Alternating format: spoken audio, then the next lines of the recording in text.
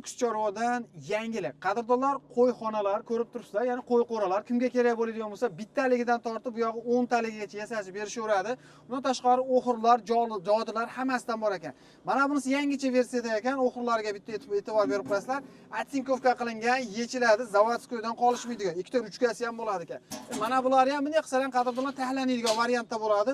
Suv idishiga e'tibor berib qo'yasizlar. Shunday olib turib, shuni tepaga ko'tarsalar, bunisi ham tahlanadigan variantda ekan. Kimga kerak bo'ladigan bo'lsa, xo'sh, bu yerda asosan 90% bolt geykali yechiladigan variantda bo'lar ekan. Xolasalar svarka ham qilib berishaveradi ekan. Narxiga keladigan bo'lsak, eng arzoni bitta qo'y boqiydigan joyi 900 ming so'mdan boshlangan ekan. Bu yoq o'sha zakazingizga qarab yasab berishaveradi. Oyvonli, oyvonsiz, 5 talik, 4 talik, alohida hammasidan bor ekan. Undan tashqari to'da qo'y boquvdi degan akalarimiz uchun press top kelib turib, mashinaga turib bitta solib qo'yasiz. Qo'ylarni o'zi keragi ne edi?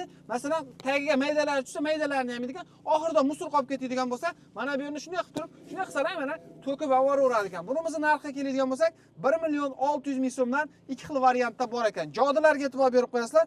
Jodilarning sifati qanaqa deganga mana shunaqangi iplarni kesib ko'rsatib beramiz-da. Mana. Mana qaranglar. Aytgan razmeringizga kessangiz ham bo'laveradi ekan. Bunimizning narxi esa 650 ming so'm. Kimga kerak bo'ladigan bo'lsa, manzil Marg'ilondan bo'lyapti. Dastavkalar butun O'zbekiston bo'yicha kelishilgan narxlarda.